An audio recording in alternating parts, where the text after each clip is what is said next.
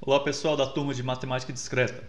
Bem, eu havia combinado com vocês em nossa última aula que eu iria gravar um vídeo no qual eu resolvo algumas questões relacionadas ao assunto demonstração. Então, este vídeo é o que eu havia prometido para vocês.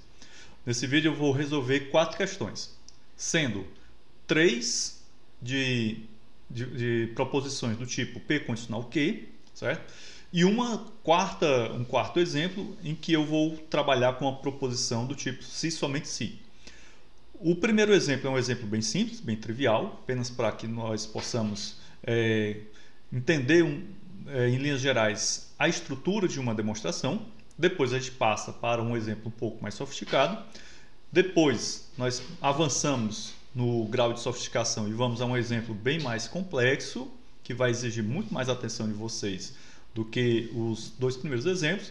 E o quarto exemplo, como eu havia mencionado anteriormente, é um exemplo que envolve uma proposição do tipo se somente se.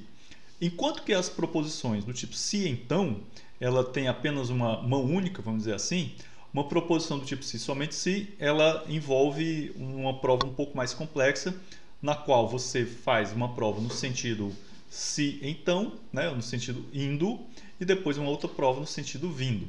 Certo? Então, essa é a complexidade que envolve uma prova do tipo, uma proposição se somente se. Beleza? Os exemplos que eu vou trabalhar não são exemplos do nosso livro-texto, mas sim exemplos do livro de um outro livro que eu peguei, um outro livro de Matemática Discreta, que é esse daqui, um livro bem interessante, é Matemática Discreta, uma introdução.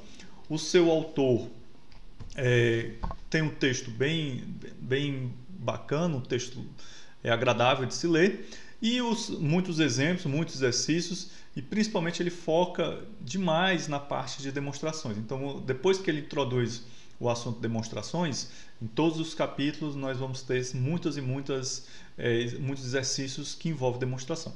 Beleza? Então, vamos partir aqui para a nossa lousa digital e vamos ao nosso primeiro exemplo. Bom, nesse primeiro exemplo, nós podemos observar o seguinte: nós temos uma proposição. Essa proposição diz que a soma de 2 pares é um número par, certo? Então, aqui eu tenho uma afirmação e o nosso trabalho será verificar a veracidade, vamos demonstrar que essa proposição ela é uma proposição verdadeira, certo? Nós vamos demonstrar através de quê? Através da construção de um argumento válido, né? Sabemos que um argumento válido é aquele em que minhas premissas são verdadeiras e a minha conclusão é verdadeira também. Jamais um argumento será válido tendo premissas verdadeiras e conclusão falsa, correto? Isso foi assunto de lógica matemática, espero que vocês não esqueçam. Bem, nós vamos aqui, passo a passo, construir a nossa demonstração, certo? Então, o primeiro passo é pegar essa proposição que está escrito dessa forma e colocar ela na forma de uma condicional P condicional Q. Então, eu tenho aqui, ó, se x e y são inteiros pares, então x mais y é um inteiro par.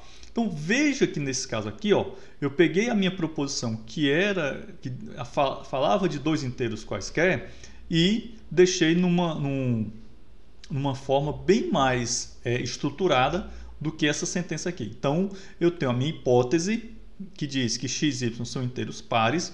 Como é uma hipótese, eu assumo ela como sendo verdadeira e eu vou em busca dessa minha conclusão. A conclusão diz que x mais y é um inteiro par, certo?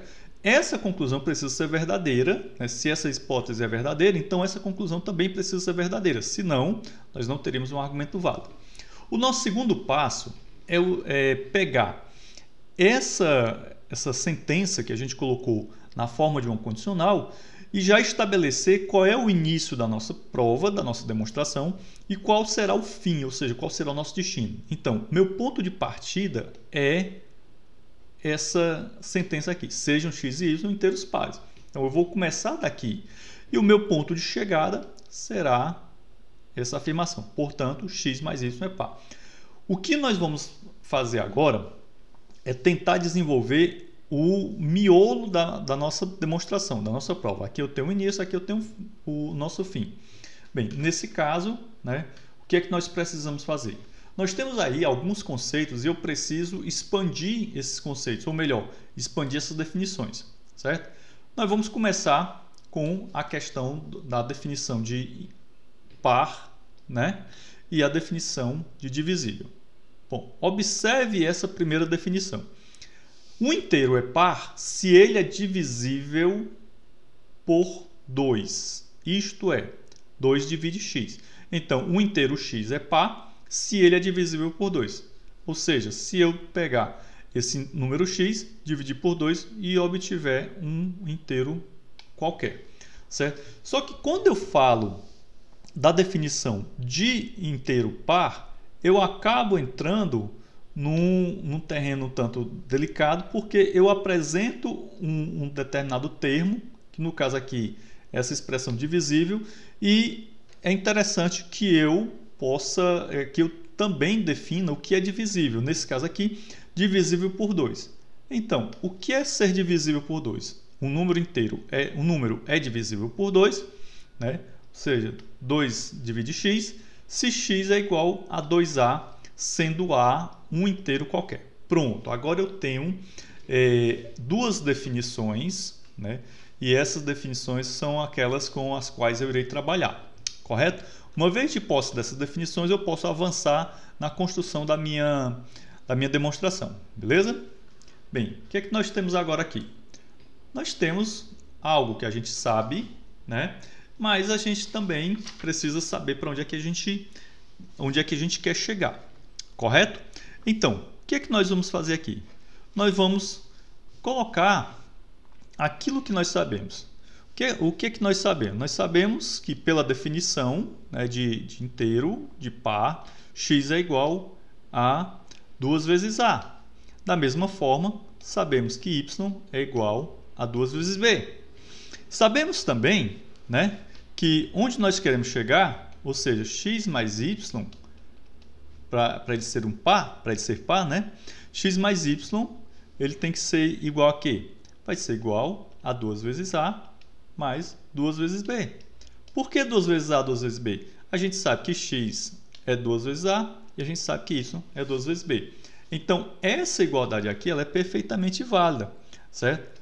Logo, nós poderíamos dizer que 2 vezes a mais b, né, é onde nós queremos chegar, correto?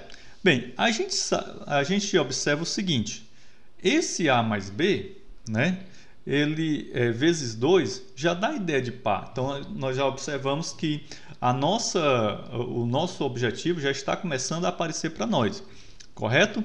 Então, pela definição, né, definição que a gente viu anteriormente, eu posso dizer que 2 divide x mais y, certo? Bom, o que é que nós estamos colocando aqui? Apenas um conjunto de ideias. Nós agora vamos pegar tudo isso daí, juntar e dar a redação final da nossa demonstração. Então, o que nós temos aqui é o seguinte, sejam x e y inteiros pares, isso é algo que nós já vimos anteriormente. Pela definição de par, sabemos que 2 divide x e 2 divide y, né? A gente sabe que um número é par se ele é divisível por 2, correto? Pela definição de divisibilidade, sabemos que existem inteiros a e b, de modo que x é igual a 2 vezes a e y é igual a 2 vezes b. Tudo isso daqui que foi colocado, nós vimos anteriormente, né, naquela sessão sobre o que é que nós tínhamos e o que é que nós necessitamos. De modo que x mais y é igual a 2c. Pô, quem é esse c aqui, né? No caso, esse c ele é um inteiro qualquer, certo? Ora, se x mais y é par, então x mais y é igual a 2c. Vamos assumir que o c é igual a mais b. Portanto, x mais y é igual a 2c, logo, x mais y é divisível por 2 e assim x mais y é par, certo?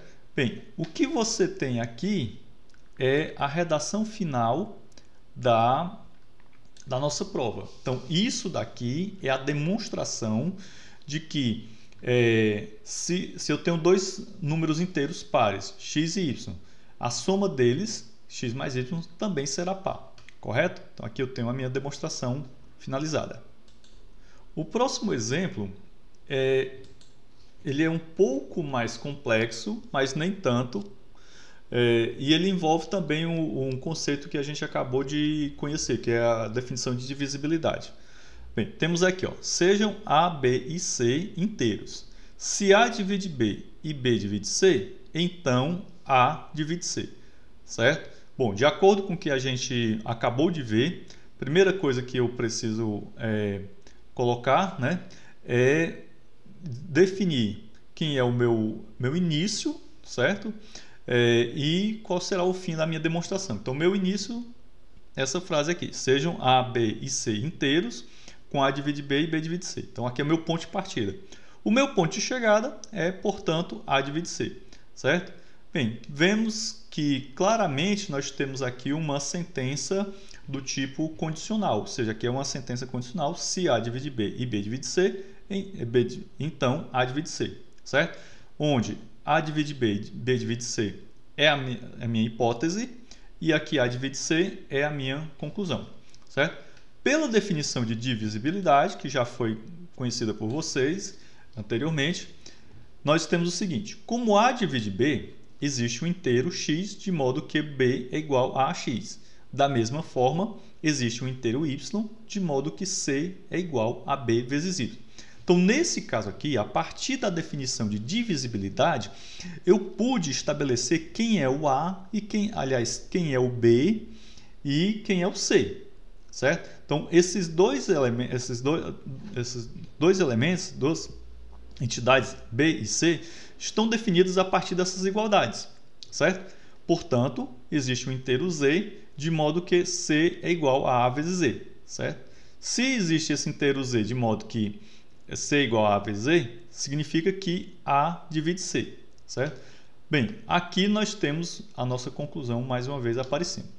Bom, assim como no primeiro exemplo, nós temos aqui o que é que a gente tem e do que é que a gente precisa.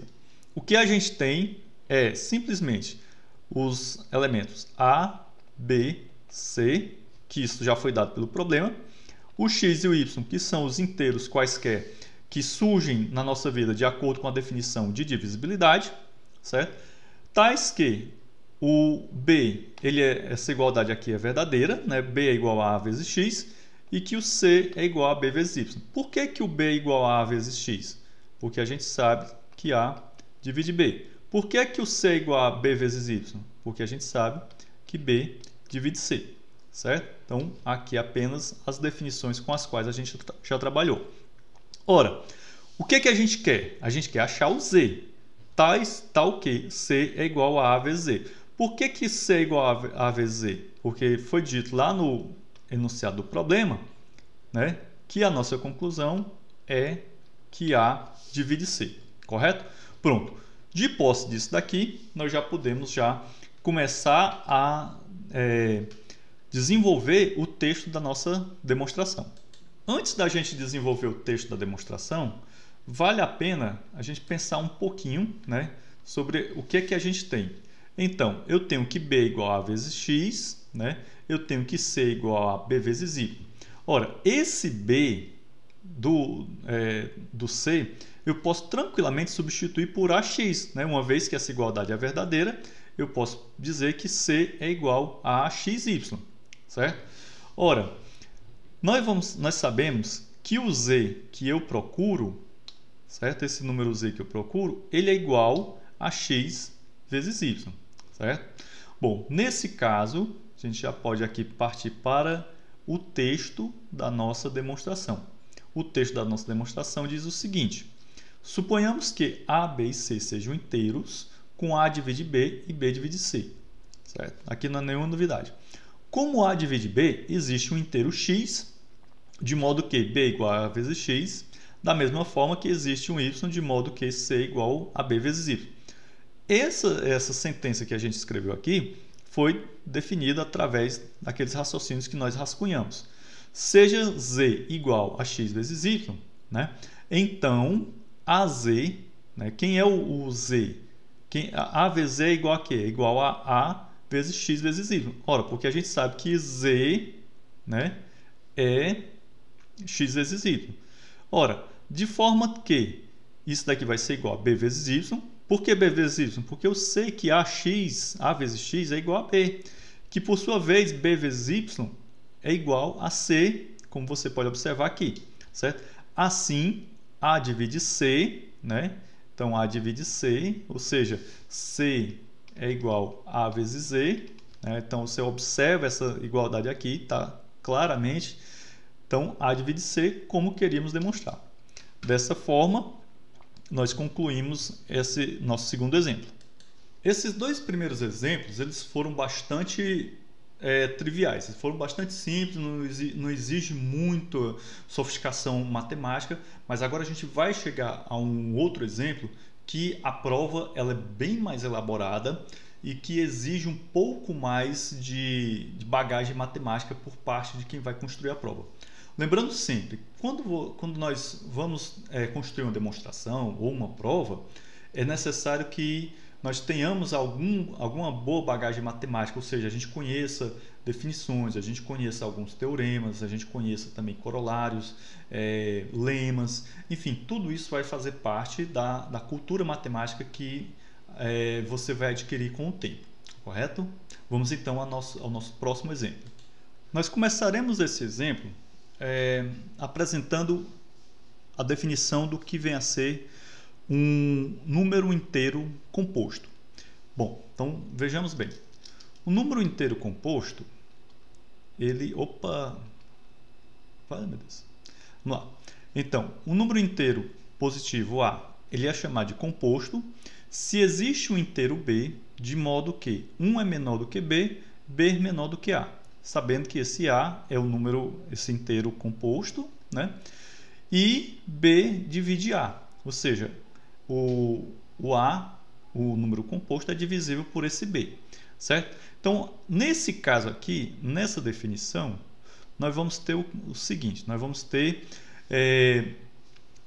uma conjunção. Então, nós temos duas condições para dizer que um número inteiro A, ele é composto. Então, ele precisa existir um número B, tal que 1 seja menor do que B e o B seja menor do que o A, e que o B que o B divida o A, ou seja, que o A seja divisível por B, certo? Então, aqui o conceito de divisibilidade já foi abordado nos exemplos anteriores, então ele dispensa apresentações. Temos aqui, então, dois exemplos de números compostos. O número 25, ele é um número composto, por quê? Porque existe um B que atende a essa propriedade, que possui essa propriedade, ou seja, 1 é menor do que B e o B é menor do que o 25, e esse número B, ele divide o número A, ou seja, 25 é divisível por B. No caso, o B é igual a 5. O outro exemplo de número composto que é apresentado para você é o número 360. Nesse caso, o número 360, ele não possui apenas um B, ele possui vários B, né? Tais que 1 é menor do que o B e o B é menor do que 360. Ou seja, o B está entre 1 e 360. Veja que uma das características do número composto é estar entre o B, né? Esse número B está entre 1 e o número composto propriamente dito. Bem, e aí nós temos que esse número B divide, ou aliás, esses vários números B divide o 360, certo? Então temos aí claramente dois exemplos bacanas sobre o que vem a ser número composto.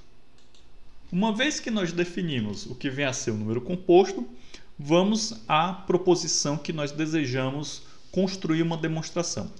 A proposição é o seguinte: seja x um inteiro. Então, eu já estou partindo do princípio que o x é um número inteiro.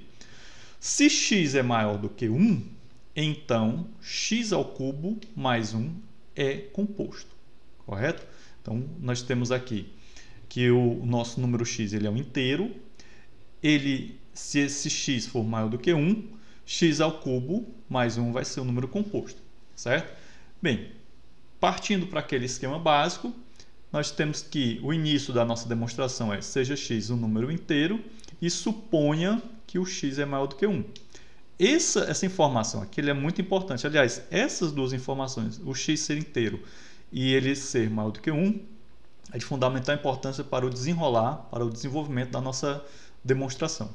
Nossa conclusão é dizer que x ao cubo mais 1 é um número composto, correto? Bom, então aí nós temos o início dos nossos trabalhos e agora nós vamos rascunhar algumas informações que nós temos para poder nós definirmos também onde nós queremos chegar. No caso, onde a gente quer chegar é justamente afirmar, demonstrar que x ao cubo é maior do que 1. X ao cubo mais 1 é composto, desculpa. Então, para que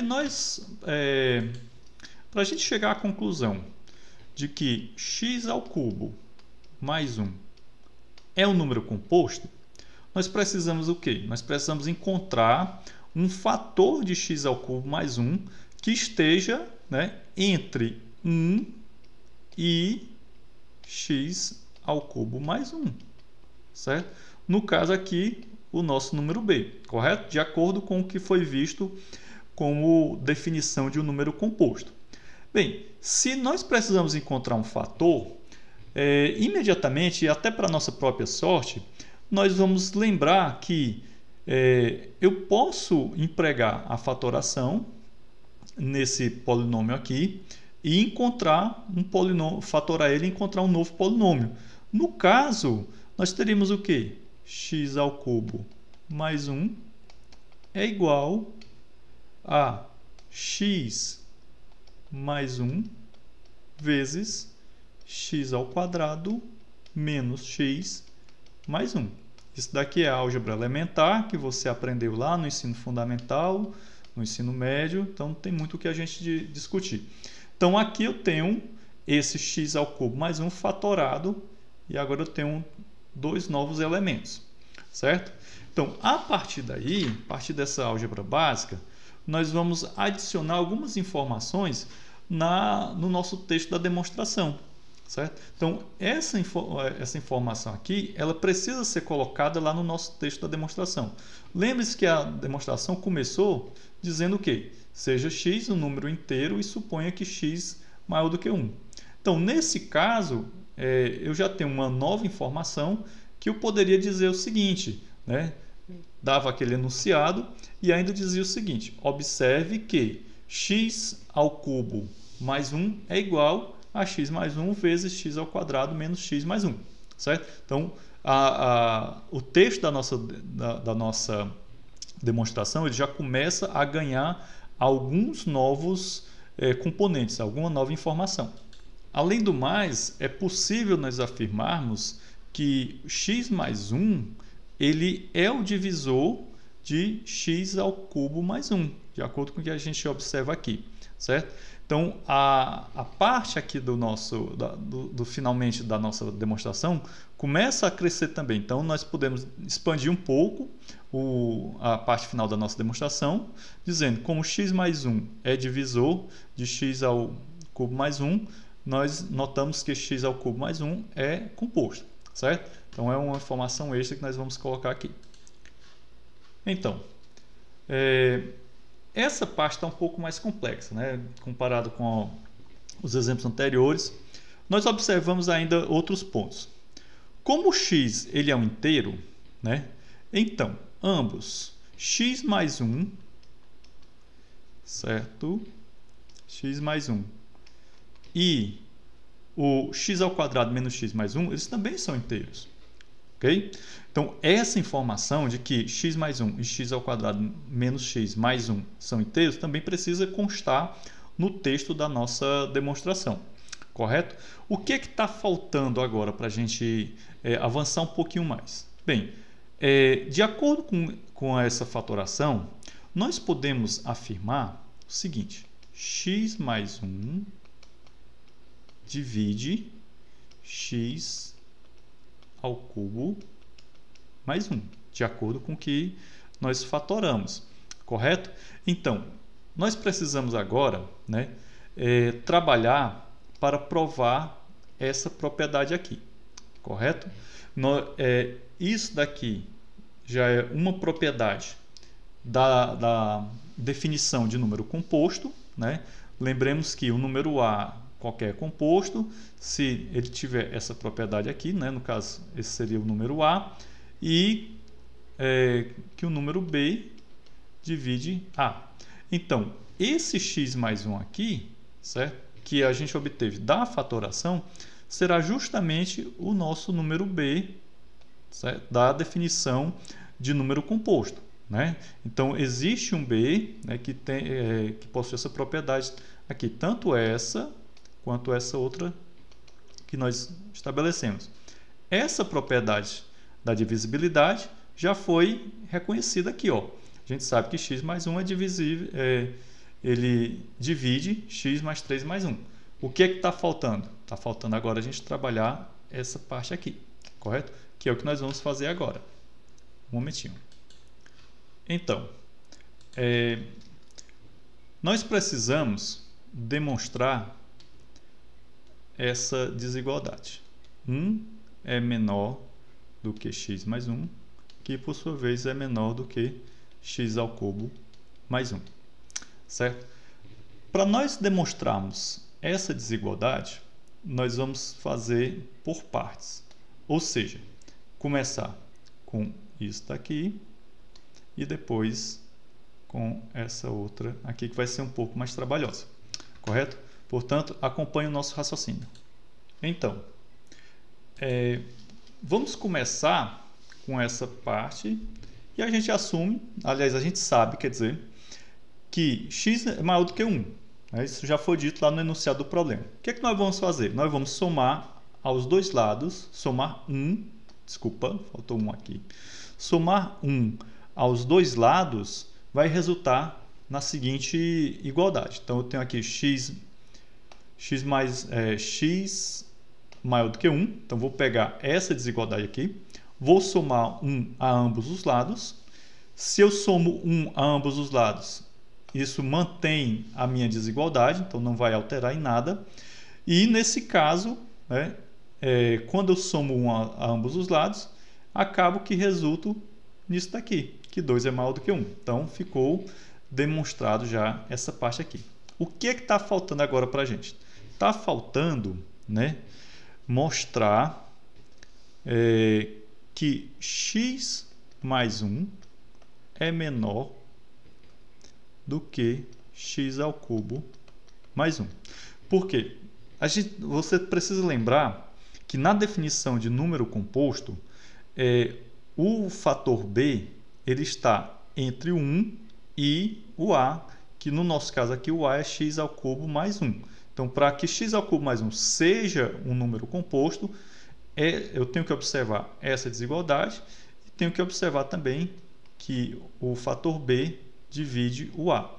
Nós já vimos que o fator b é x mais 1 e vimos que o a é x ao cubo mais 1. Quando a gente fez a fatoração, demonstramos isso daqui, que foi um passo anterior. O que é que está faltando? Está faltando essa parte aqui. Essa parte aqui é um pouco mais complicada, mas vamos acompanhar aqui o nosso raciocínio, certo? Para a gente demonstrar isso daqui, nós vamos fazer o seguinte, beleza? Preste atenção. Então, nós vamos provar, certo?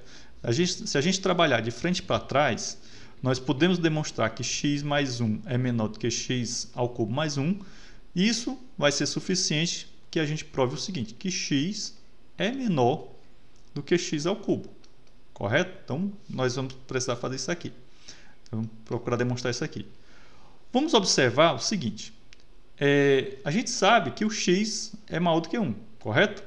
Então, como x é maior do que 1, nós vamos pegar ambos os lados dessa desigualdade, x maior do que 1, e vamos multiplicar por x. Então, eu vou pegar isso aqui, multiplicar por x e vou obter o seguinte, x ao quadrado é maior do que x.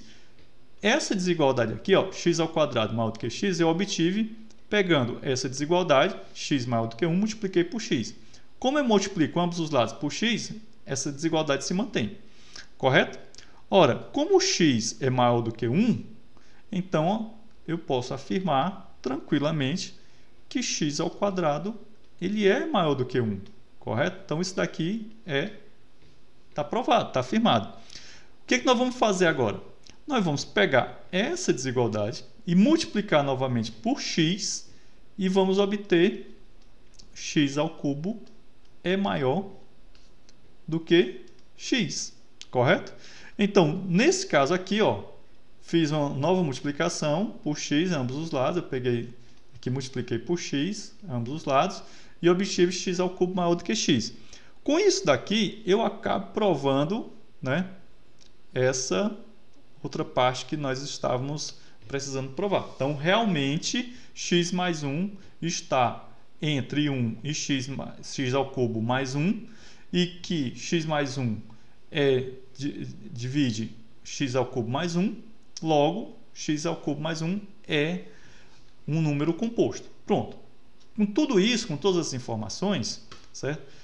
O que é que falta fazermos? Falta simplesmente juntarmos tudo isso e construirmos, né, e redigirmos a nossa prova, que é o seguinte. Então, a nossa prova está aqui, ó. Seja x um inteiro, seja x um inteiro e suponha x maior do que 1, observe que x ao cubo é igual a essa expressão fatorada, coisa que a gente viu anteriormente. Como x é inteiro, tanto x mais 1 como x ao cubo x ao quadrado menos x mais 1 são inteiros também.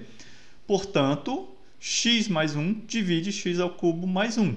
Vejam que essa parte aqui da minha demonstração, eu estou simplesmente pegando tudo aquilo que foi colocado, né, rascunhado lá nos cálculos e estruturado na forma de um argumento. Como x é maior do que 1, temos que x mais 1 é maior do que 1 mais 1, que é igual a 2 maior do que 1. Certo? Esse cálculo aqui, essa linha também foi exposta anteriormente. Beleza? Bom, continuando aqui o texto da nossa demonstração. Além disso, x é maior do que 1. Né? Se x maior do que 1 é lá do enunciado, significa que x ao quadrado é maior do que 1. E como x maior do que 1, temos que x ao quadrado é maior do que 1. Certo? Multiplicar ambos os lados por x, novamente, resulta em x ao cubo maior do que x. Somar 1 a ambos os lados, resulta que x ao cubo mais 1 é maior do que x mais 1. Essa parte aqui eu acabei não comentando anteriormente, né, no desenvolvimento dos cálculos. Mas fica fácil você entender que eu peguei essa desigualdade, somei com 1, isso não altera a desigualdade e acaba que eu tenho, né, a prova daquilo que eu precisava demonstrar. Com isso, x mais 1 é um inteiro com 1 menor do que x mais 1 menor do que x ao cubo mais 1. Como x mais 1 é um divisor de x ao cubo mais 1, né? E essa desigualdade, né, 1 menor do que x mais 1, menor do que x ao cubo mais 1, concluímos que x ao cubo mais 1 é um número composto. Bem, essa demonstração ela é bem mais complexa do que as anteriores, porque envolveu vários outros cálculos, vários cálculos intermediários, várias manipulações algébricas, e depois das manipulações algébricas eu precisei pegar aquelas ideias que eu desenvolvi na manipulação e redigir um texto para ficar bem mais claro na redação da minha demonstração. Vamos agora para o último exemplo. Neste último exemplo, nós temos a seguinte proposição. Seja x um inteiro, então x é par, se somente se x mais 1 for par. Então veja que é uma proposição se somente se, né? Lembrando que as proposições se somente se são bicondicionais, certo? Ok? Lembrando que numa bicondicional, né, ela é equivalente a P condicional Q, conjunção Q condicional P. Correto? Recordando aqui as aulinhas de lógica matemática. Ora, nesse caso, o esquema da nossa demonstração vai ser o seguinte. Seja x inteiro, então eu tenho que fazer uma subdemonstração indo, né, como vocês podem observar aqui o sentido da seta. Suponhamos x par, portanto, x mais 1 é ímpar.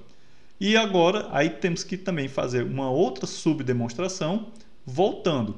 Suponhamos x mais 1 ímpar, portanto, x é par. Então, nesse caso aqui, esse processo de demonstração ele acaba sendo não somente uma única demonstração, mas é uma demonstração na qual eu tenho duas subdemonstrações. A demonstração no sentido indo, né, do P condicional Q, e a demonstração no sentido vindo, Q condicional P, certo? Então ela é um pouco mais trabalhosa, mas nem tanto. Bem, temos então a nossa demonstração no sentido indo. Suponhamos x par, isso significa que 2 divide x, né? Então se o x é par, né, a gente sabe pela definição, então x é divisível por 2. Logo, se o x é divisível por 2, pela definição de divisível, há um inteiro a, de modo que x é igual a 2a. Aqui não tem nenhuma novidade, a gente utilizou essas definições nos outros exemplos anteriores. Adicionando 1 a ambos os membros, aqui é outro procedimento que foi utilizado, então tanto faz numa desigualdade como numa igualdade, se eu adicionar um determinado número a ambos os membros da desigualdade ou da igualdade, eu vou manter ou a igualdade ou a desigualdade. Nesse caso, eu tenho uma igualdade, adicionei 1 a ambos os membros, então preservei a igualdade tranquilamente. X mais 1 é igual a 2a mais 1, certo? Mantive a igualdade tranquilamente. Bem, assim que você bate o olho nessa igualdade aqui, você vai lembrar logo da definição de número ímpar, né? Então, determinado n é ímpar, né, se 2 vezes a mais 1, certo? Se eu pegar um a inteiro qualquer, somar com 1, certo? Então, isso daqui é a definição de número ímpar que foi visto anteriormente em momentos anteriores. Então, pela definição de ímpar, x mais 1 é ímpar, que é como nós queríamos demonstrar, correto? Bom, só que essa foi a parte da demonstração indo, falta nós fazermos agora o movimento de volta, ou seja, suponhamos x mais 1 ímpar, portanto x é par. Então, vejam que nesse primeiro momento, nós supomos o x par e concluímos que x mais 1 é ímpar. Agora, nós vamos supor x mais 1 ímpar e vamos concluir que o x é par, ok? Então, temos aqui a segunda parte da nossa demonstração. Nós suponhamos que o x mais 1 é ímpar. Então, se o x mais 1 é ímpar, então existe um inteiro b, de modo que x mais 1 é igual a 2b mais 1. Certo? Aqui é simplesmente a definição de número ímpar. Subtraindo 1 de ambos os membros, obtemos x é igual a 2b. Então, aqui a gente acabou fazendo um movimento diferente do que a gente fez anteriormente. Anteriormente, nós somamos 1 em ambos os membros, agora a gente subtrai 1. Isso também mantém a igualdade intacta, preserva a igualdade. Então, fica x igual a 2b. Isso mostra que 2 divide x, ou seja, x é divisível por 2, e, de acordo com a definição de par, portanto, x é par. Okay? Com isso, a gente encerra esse exemplo de uma proposição se somente se. Bem, turma, então, com isso, a gente encerrou aqui esses exemplos. Eu acredito que com esses 4 exemplos, seja possível agora você resolver a lista de exercício 1.5 do livro texto com muito mais facilidade. Lembrando que quanto mais exercícios de demonstração você fizer, melhor. Para fazer boas demonstrações, é preciso exercitar, é preciso também ter uma certa bagagem matemática para que é algo que você vai conseguir com o amadurecimento, com a realização de exercício e também com muita leitura matemática. Espero que tenha sido útil esse vídeo e a gente se encontra na nossa próxima aula síncrona ou no próximo vídeo de pré-aula. Um grande abraço!